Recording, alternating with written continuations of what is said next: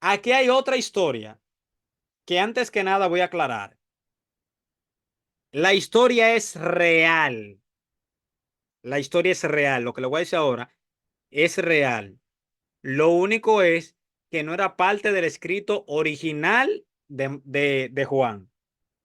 Pero la historia es real. Repito, la historia es real, pero no era parte de Marcos. No era parte de Juan. Uno de los pasajes más famosos de las escrituras, como el de arriba, este. Juan 7:53 al 8:11. El que esté libre de pecado, que tire la primera piedra.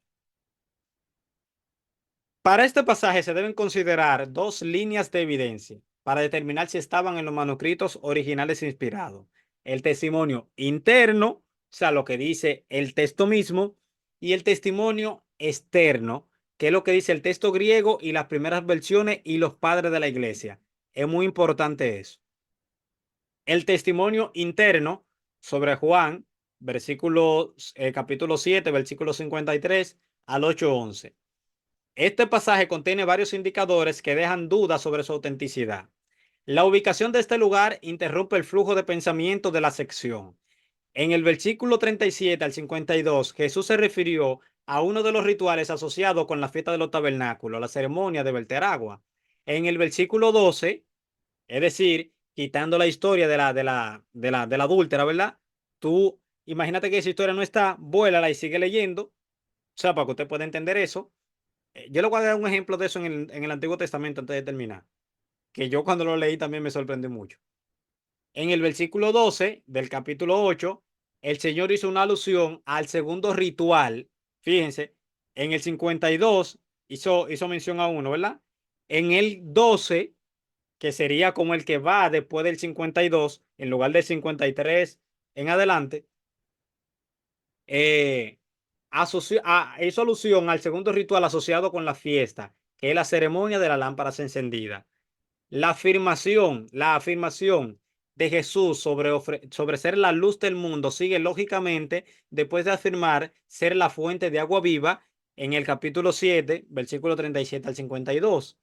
Las palabras, otra vez, del versículo 12 del capítulo 8 también implican continuidad entre el versículo 52 y la historia que viene narrando desde el versículo 37. La palabra otra vez en el versículo 12 enseñan esa continuidad que debió de haber ahí. La afirmación de ser la luz del mundo también puede ser una alusión a Isaías 9:1-2, que también aparece. Usted lo puede comparar con Mateo, capítulo 4, versículo 12 al 16. Y así ser una respuesta indirecta de una acotación despectiva de los fariseos en el versículo 52, que de Galilea nunca se ha levantado profeta. Recuerden que ellos le dijeron eso. Interponer el relato de la mujer adúltera oscurece la reprensión del Señor a la falsa afirmación de los fariseos. Fíjense que los fariseos estaban discutiendo con Jesús, ¿verdad? Están discutiendo. E inmediatamente esa historia se mete de que vinieron unos fariseos y le trajeron una mujer adúltera. Y rompe el flujo de la discusión. Y luego cuando la mujer se va, inmediatamente la historia se reinicia otra vez. Jesús está discutiendo otra vez con los fariseos y te dice, pero ven acá, ¿pero qué fue? Pero dice que se fue al Monte de los Olivos. ¿Cómo es que ahora tú estás aquí discutiendo? O sea, eh, a menos, un chistecito para los que ven Naruto, a menos que haya hecho un clon de sombra y una parte se fue y la otra se quedó ahí, la historia se rompe, ¿se fijan? Disculpen por el chiste, fue malísimo, pero es simplemente para que tengan jocosidad, ya que no veo a mis comodines favoritos, que es Neftalí y Moisés. Si ellos están ahí, que por lo menos escriban para yo tomarlo a ellos de desestresante. Ok. ¿Qué pasa entonces? La, como la historia no parece encajar aquí, algunos manuscritos lo insertan en otra parte. Aunque la mayoría los ubican después del versículo 52, algunos lo localizan después del versículo 36. Escucha lo que estoy diciendo. Algunos manuscritos ponen eso después del versículo 36 en lugar del 52 y otros después del versículo 44. Y algunos lo ponen después del capítulo 21, versículo 25. Esa historia. E incluso después de Lucas 21:38, lo cual demuestra de que la historia sí es real, lo único es que no es parte del Evangelio de Juan y se añadió posteriormente. Le voy a explicar por qué muchas personas creen de que la historia es real y qué pasó y el por qué no perteneció directamente al Evangelio. Que eso también tiene una explicación por una discusión que hubo en el tiempo de la iglesia. Ok. Como anota, por ejemplo, James White, dice, semejante forma de mover el texto es evidencia firme de su origen tardío y del intento de los escribas por encontrar un lugar donde encajarla, en donde encajara. D.A. Carson también dice, la diversidad de las ubicaciones confirma la falta de autenticidad de los versículos. El vocabulario, el estilo, la historia ofrece más evidencia a favor de que Juan no lo escribió. Por ejemplo, escribas y fariseo en el versículo 3, en el versículo 3 del capítulo 8, por lo general, juntos en los evangelios sinópticos, que uno siempre lo ve, los escribas y los fariseos, no aparecen juntos en ninguna parte del evangelio de Juan. En ninguna, nada más. El pasaje también sugiere que Jesús pasó la noche en el Monte de los Olivos, ¿verdad? Versículo 1 y versículo 2 del capítulo 8. Sin embargo, los evangelios sinópticos registran que esto solamente ocurrió durante la semana de la Pasión, 6 meses después de este momento. Por supuesto, sí es posible que Jesús pasara la noche en el Monte de los Olivos en visitas anteriores a Jerusalén, no registrada por los evangelios sinópticos, o sea, no es que es una evidencia tan fuerte. Y aunque los evangelios sinópticos se refieren al Monte de los Olivos, Juan no lo hace nunca, excepto en este pasaje. ¿Se fijan? Elementos únicos dentro de este pasaje, que son lo que llevan a cuestionar. La evidencia externa también deja dudas sobre la autenticidad de estos versículos. Los manuscritos más antiguos y confiables, entre varias tradiciones textuales, lo omiten. Otros sí lo incluyen. Lo señalan para indicar que había una pregunta relativas a su autenticidad. Muchas versiones antiguas también, importantes traducciones de la Biblia y otros idiomas también omiten esta sección. Ninguno de los padres de la iglesia, ni siquiera lo que estudiaron Juan versículo a versículo, que los padres de la iglesia, usted sabía, tenían comentarios bíblicos sobre los escritos del Nuevo Testamento. Ninguno menciona ese pasaje. Ninguno. Escucho otra vez. Ninguno. No quiero desprestigiar el pasaje. Lo que quiero que sepa que no se hablaba de ese pasaje. Es lo único. Por favor, si hay alguna duda, si le está afectando lo que yo le estoy diciendo, dígame y podemos hablar. Porque mi interés es simplemente que usted sepa lo que opina hoy en día la crítica textual. Yo digo, estos son como esos pasajes de las escrituras que tú como que vas dando progresivamente y cuando llega a ellos te dices, wow, si pudiera volarlo, pero si lo vuelo me van a causar de deshonestidad. Entonces lo mejor es decirlo, ¿verdad? Entonces, para que no haya esa confusión, para que no haya esa problemática, usted me puede decir si eso le causa problema y yo con gusto vengo y le aclaro cualquier duda. La evidencia externa, ¿verdad? Ninguno de los padres de la iglesia. El primero que en hacerlo fue Eutimus Sigavenus, con Z. Sigavenus. En el siglo XII. En el siglo XII. Fue la primera vez que se comentó ese pasaje. Y aún así, reconoció que los manuscritos más precisos no lo contenían. Aún él. Algunos, por ejemplo, como San Agustín, han especulado que los escriba, ojo, esa yo creo que sea la posible respuesta, la que dice San Agustín. Es probable. Dele validez a esto. Escucha, escucha. Dele validez a esto. Algunos, como San Agustín, han especulado que los escribas celosos hasta el extremo podrían haber quitado el pasaje de los manuscritos porque temían que fuera demasiado permisivo con el adulterio. pero esta sería la única instancia en la que los escribas borrarían tan extensión textual en base a argumentos morales. Si esta fue la razón por la cual se borró la sección, hay personas que se preguntan que por qué no borraron el versículo 53 y el versículo, y por qué borraron el versículo 53 y el 8.2. Estos tres versículos no tienen nada que ver con el adulterio y aún así entran relacionados con el versículo 12. ¿Y por qué borrar? Se preguntan también algunos académicos. ¿Y por qué borrar este pasaje pero dejar el texto de Juan de la historia de la mujer samaritana? Ella también era culpable de inmoralidad sexual. Y la reprensión de Jesús que le hizo a ella fue más suave y menos directa que la mujer adúltera. ¿Se fijan?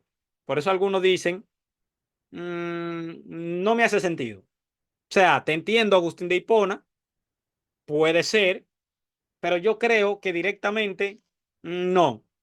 Pero se puede discutir también porque esa mujer, la samaritana, ellos lo tenían como perro, a los samaritanos, literal. Para ellos eran perros. Entonces, esta mujer es judía. Entonces, una forma también como de, vamos a quitarlo, porque esto puede poner como que el mismo Israel, como que el mismo pueblo judío, por ejemplo, está haciendo, esto puede llevar a un libertinaje de que el adulterio se vea como algo muy frágil, muy permisivo y muy sencillo, cuando nosotros lo que hacemos es que le entramos a pedrar al que comete adulterio. ¿Entienden? Pero también dele validez a esto porque, señores, lo que se han estudiado los manuscritos del Qumran, que para el que quiera, los rollos del mal muerto, para el que quiera, yo de verdad no trato esos temas por aquí, porque es que no quiero como aburrirlo, porque yo sé que estos temas son aburridos, yo sé que queremos más como ir a los otros temas que tratan las escrituras y demás, pero es necesario como establecer las bases, porque ya los otros temas, todo depende de si la Biblia es un libro creíble. Y es lo que le he ido demostrando a lo largo de toda esta clase. Vamos por la clase número 9 y yo creo que hasta ahora invito a cualquier persona a me diga si yo he cometido alguna falacia, si he dicho cosas que son incorrectas o si yo le he faltado el respeto a la verdad. Siempre he tratado de adherirme a lo que dice. Pero sigamos. Para decirle, había una línea, por ejemplo, los judíos del Qumran.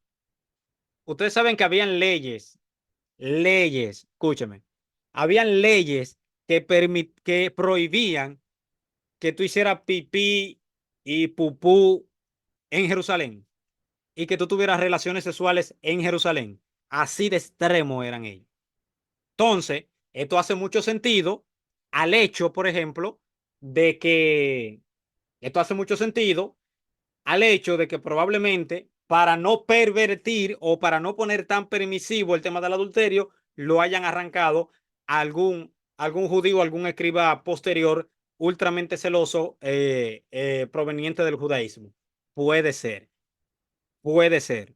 Yo estoy complementando lo que dice San Agustín de Hipona, aunque otros eruditos quizá creen que no, pero siempre la cosa va a depender si tú quieres que el pasaje encaje o que no encaje. Tú sabes, entonces yo por eso, yo prefiero armonizar antes de atacar directamente el texto.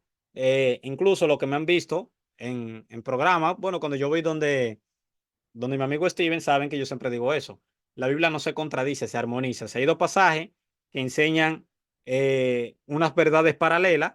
Lo prudente es, en lugar de decir, no, la Biblia se contradice, o no, este versículo tiene razón y este no, como despreciando el otro texto, lo mejor es compatibilizar. Déjame ver cómo esto encaja, cómo entra y cómo se complementa.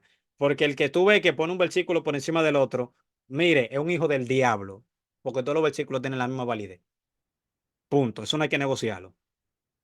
Hay personas que no, que se quieren adherir a una doctrina y cogen un solo versículo y de ahí se aseguran. Y no, que pero esto, no, pero mira, la Biblia también dice esto y esto. Lo mejor no es compatibilizarlo para que lleve una armonía temática, pero te dicen que no. ¿Por qué? Porque muchas veces quieren sostener verdades de ellos, no del texto en sí, sino de ellos, con idea preconcebida. Nosotros hacemos mucho eso, pues somos unos pecadores corrompidos y que nos gusta tener la razón y que el ego nos mata por querer nosotros ser lo que más sabemos y lo que le ganamos al otro. Pero continuemos. Entonces, el pasaje probablemente no fue parte del texto original de Juan. Aún así, más allá de toda duda, es un fragmento auténtico de la tradición apostólica que describe acontecimientos históricos reales de la vida de Cristo y no contienen enseñanza que contradiga las Sagradas Escrituras. Describe a Jesucristo como el Salvador amoroso, sabio y perdonador, coherente con la imagen de Jesucristo de la Biblia. Tampoco la clase de historia que la iglesia primitiva había inventado sobre él. Ningún monje asceta, la mayoría de los escribas y copistas de los primeros manuscritos eran monjes, por eso se llaman monjes ascetas, no fue que yo me equivoqué de palabra, se habría inventado una historia que cierra con una reprensión blanda de parte de Jesús. Muy difícil. Probablemente, y con esto resumo aquí, en palabras de MacArthur, probablemente el relato es real. Yo también lo creo así.